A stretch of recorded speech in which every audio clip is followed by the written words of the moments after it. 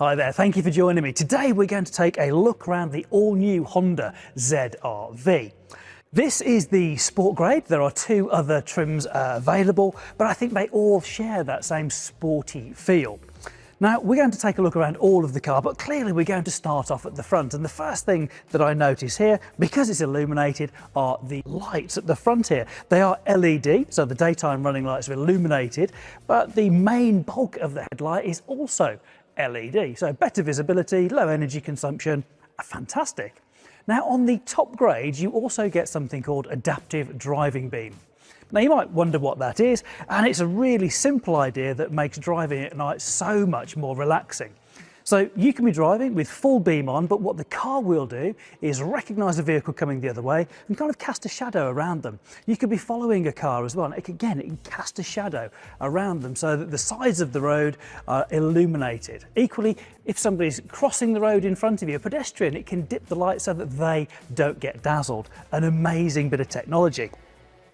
Now, just underneath those lights, we've got our parking sensors. We have them front and rear. But what they also do, they work with the top-mounted camera there to make our sensing a complete package. Again, you might be wondering, what is Honda sensing? Well, that's our safety systems that will look at cars in front. It'll look at the painted lines on the road and help keep you safer and more relaxed while driving. So it can give you information about if you're a little bit too close to one of the lines. It can help bring you back in, and if you've got your adaptive cruise control on, you can set a time gap between you and the vehicle in front so that if they slow down, you slow down as well. And little things like, I'm sure we've all done it, we've been driving down a road wondering what the speed limit is for that road. That camera can also look at the speed signs and give you that information up on the display. As we move across, you will notice that we've got the Honda badge, of course, with a little bit of blue inside it. That's because this is a full hybrid.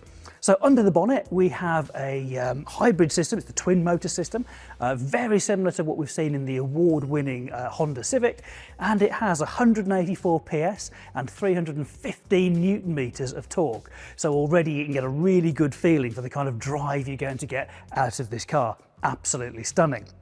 Then, as we move our way across, it's probably easier to see on this side actually, we've got a little air inlet.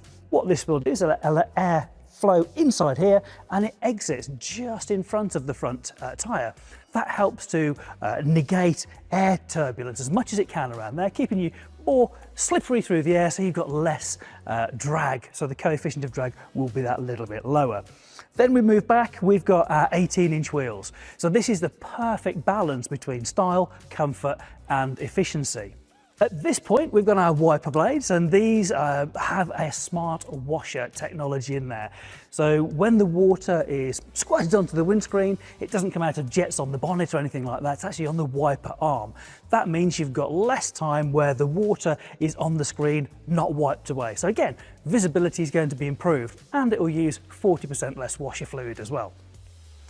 Moving that little bit further back, our door mirrors have been moved a little bit further back on the doors themselves, giving a nice angle through here, so whether you're the driver or the passenger, it removes any of those forward blind spots.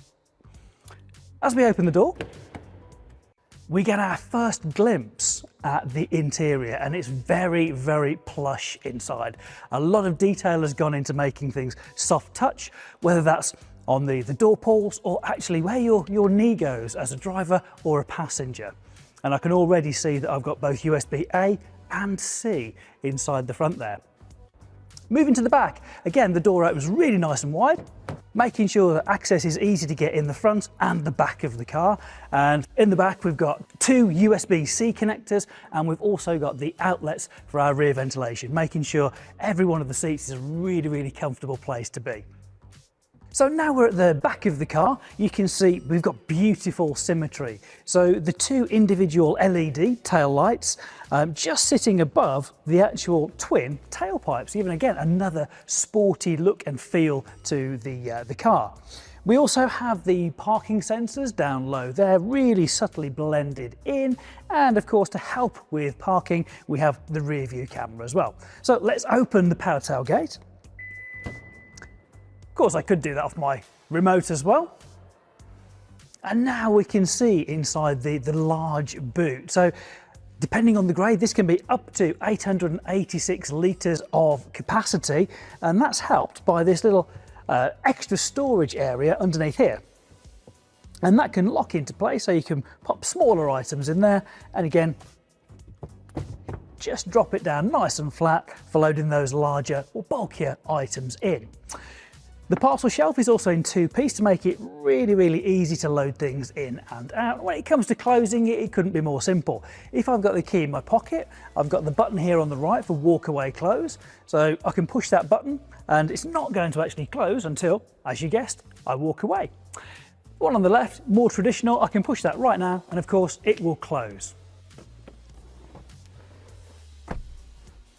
So now we're inside the ZR-V. First thing, as always, that you feel is the comfort levels of the seats. And they are really comfy. And my adjustment is electronic as well, so making those tiny little bits of adjustment is really easy for both me and my passenger. Next thing is going to be the steering wheel. Again, as you'd expect, it's a sports type steering wheel. It's nice and chunky and it's leather clad as well. Behind it, we've got the paddles for adjusting your regenerative braking, and these are metal. So again, that just adds to the whole feel. And underneath, we know we've got sporty steering and suspension that out on the open road really sets this car apart from any of the competition. Now in front of me, I have a really nice clear display. I've got my power meter on the left-hand side, and I've got my analog looking speedo on the right. And in the center, I've got a digital display for my speed as well. So again, really nicely laid out, focus on driving information right up in front of you. Now at some grades you can actually get a head-up display as well, but in all honesty I'm looking at this thinking that's really nice and clear, and my infotainment screen over here is nice and high as well. So I can scroll through all the different apps along here, whether it's for vehicle settings, general settings, and if I go into all apps, I can select what I want to be on here and what I don't want to see as well. So really making it nice and personal. We've got a dial for the volume as well, something I know a lot of people really like, and don't forget you can adjust it on the steering wheel as well.